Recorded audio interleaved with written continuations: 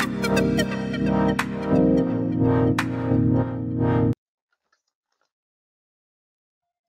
hello friends. This is Sirisha. Welcome to my YouTube channel Learn with Sirisha. Previous videos లో మనము CDP content classes ని start చేసి ఉన్నాం కదా. So CDP content classes లో concept of intelligence అనే topic దగ్గర ఉన్నాము. దాంట్లో మనము theories of intelligence almost all 8 theories మనము కంప్లీట్ చేస్తున్నాము. ఈ 8 థియరీస్ కంటెంట్స్ ని కంటెంట్ క్లాసెస్ ని చెక్ చేసిన తర్వాత bits each and every topic మీద మనకి బిట్స్ ప్రొవైడ్ చేయడం జరుగుతుంది. బిట్స్ అనేది చాలా ఇంపార్టెంట్ అండి. ఎందుకంటే ఒక కంటెంట్ క్లాస్ చెక్ చేసిన తర్వాత మనకి ఎంతవరకు ఆ కాన్సెప్ట్ అర్థమైంది అని తెలుసుకోవడానికి బిట్స్ చాలా యూజ్ అవుతాయి మనకి. ఇప్పుడు ఎగ్జామ్స్ మనకి ఏపీ టెట్ అండ్ డిఎస్సీ అయినా కానీ సీటెట్ అయినా కానీ మనకి మల్టిపుల్ చాయిస్ క్వశ్చన్స్ కాబట్టి సో ఒక ఐడియా కోసం అనేది ఈచ్ అండ్ ఎవ్రీ టాపిక్ మీద కొన్ని బిట్స్ ప్రొవైడ్ చేయడం అయితే జరుగుతుంది. ఇంకా మీ ఫ్రెండ్స్ అండ్ ఫ్యామిలీ మెంబర్స్ ఎవరైనా టెట్ అండ్ డిఎస్సీకి లేదా సీటెట్ ప్రిపేర్ అవుతుంటే మన ఛానల్లో ఉన్న వీడియోస్ చాలా యూస్ఫుల్ అండి. ఛానల్ లింక్ ని కింద డిస్క్రిప్షన్ లో ఇస్తాను. ఛానల్ లింక్ ని షేర్ చేయండి.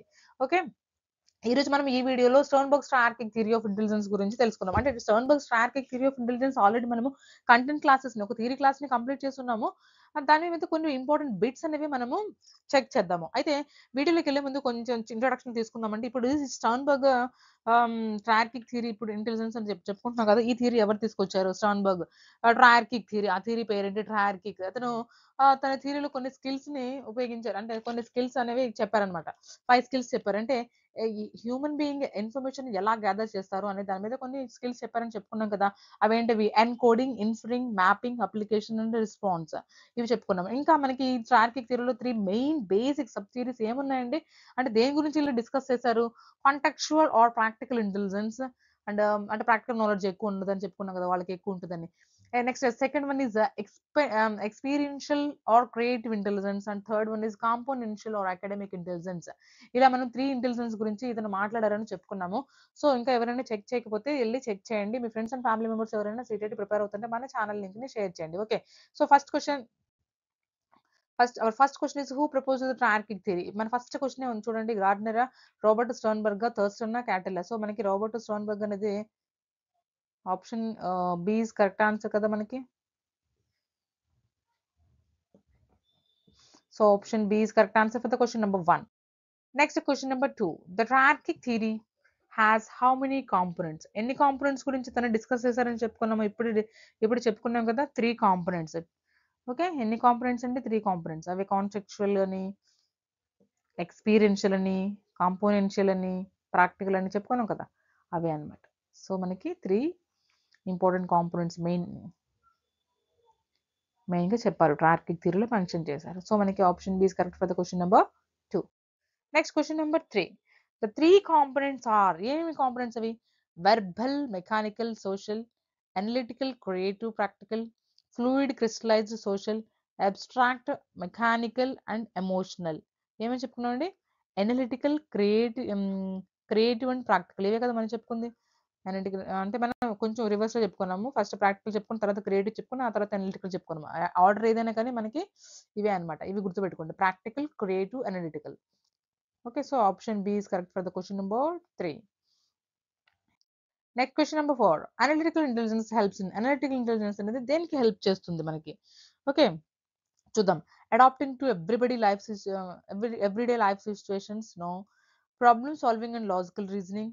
పాజిటివ్ అనేది చూద్దాం. Generating new ideas. Emotional control. Emotional control అయితే కాదు, ఇది ఆప్షన్ క్లియర్ గా మనకి కాదు అని తెలుస్తుంది. ఇది కూడా ఎవ్రీడే లైఫ్ సిచ్యువేషన్స్ కూడా కాదని తెలుస్తుంది. ఈ 2 ఆప్షన్స్ మనం చెక్ చేయాలన్నమాట. ప్రాబ్లమ్ సాల్వింగ్ కా లేదా జనరేటింగ్ న్యూ ఐడియాస్ జనరేట్ చేయడానికి కాదు. మనకి problem solving and logical reasoning కి అనలిటికల్ ఇంటెలిజెన్స్ అనేది చాలా యూస్ అవుతుంది, హెల్ప్ చేయబడుతుంది. Okay, so question number 4 option B అనేది మనకి correct option. Next question number 5. Creative intelligence helps in. Creative intelligence దేనికి హెల్ప్ చేస్తుంది? లాజికల్ రీజనింగ్ కా, generating new ideas and insights, social understanding and academic performance. Only ఈ only అనే word తీసేయండి. Social understanding పక్క వాళ్ళు అర్థం చేసుకోవడానికి సోషల్ ఇంటెలిజెన్స్ అంటారు, కానీ క్రియేటివ్ ఇంటెలిజెన్స్ అంటారు కదా. So logical reasoning, generating new ideas and insights. Generating new ideas and insights is the మనకి కొంచెం పాజిటివ్ గా ఉంది. సో మనకి కరెక్ట్ ఆన్సర్ అనమాట. So question number 5 option B is correct answer. Next question number 6. Practical intelligence involves. దేనికి involve అవుతుందండి?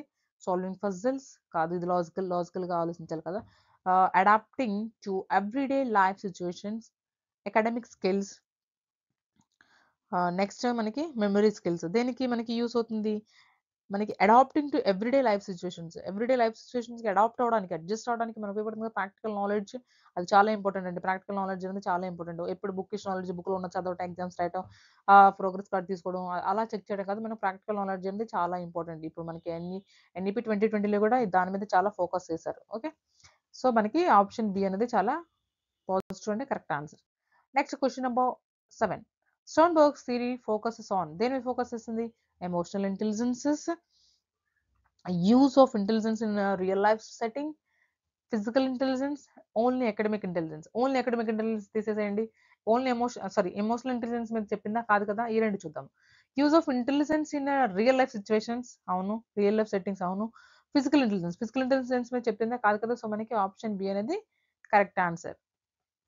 Okay, correct answer for the question number 7. Next, the triarchic theory is also known as. ఈ triarchic థియరీని మనం ఇంకొక theory అని ఏం చెప్తామండి, componential theory, multiple intelligence theory, two factor theory, SOI theory. Structure of intelligence కాదండి. Structure of intelligence మనకి Guilford theory అని అంటాము. స్ట్రక్చర్ ఆఫ్ ఇంటెలిజెన్స్ థియరీ అని.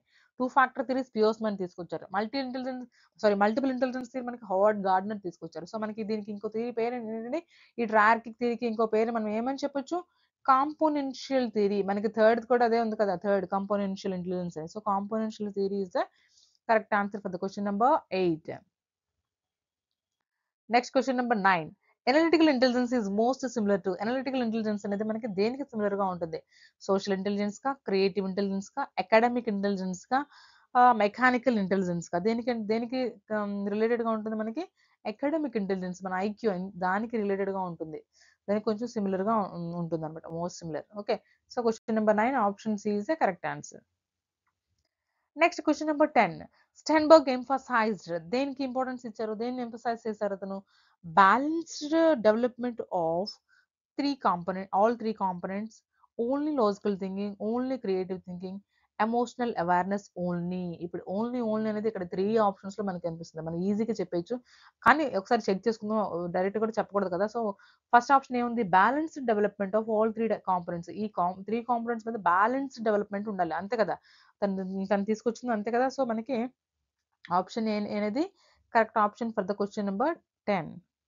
ఓకే, ఇప్పటి వరకు మనము ఈ వీడియోలో మనము 10 ఇంపార్టెంట్ బిట్స్, అంటే క్వశ్చన్స్ ఎలా అడగడానికి ఛాన్సెస్ ఉన్నాయి ఏపీ టెట్ అండ్ డిఎస్సి కానీ, లేదా మనకి సిటీలో మనకి ఆల్మోస్ట్ 90 మార్క్స్ కి మనకి సిడిపి ఉంటుందండి. ఓకే, సో సిడిపి అనేది చాలా ఇంపార్టెంట్. స్పెషల్ గా చైల్డ్ డెవలప్మెంట్ అండ్ పెడగోగి ఇప్పుడు మనం చెప్పుకుంటున్నవి 30 మార్క్స్ సెపరేట్ గా ఉన్నాయి. సో మనకి పెడగోగి వేరేగా చెప్పుకుందాం, ఇప్పుడు చైల్డ్ డెవలప్మెంట్ గురించి చెప్పుకుంటున్నాం కాబట్టి చెక్ చేయండి మన వీడియో ఛానల్స్ లో ఉన్న వీడియోస్ అని.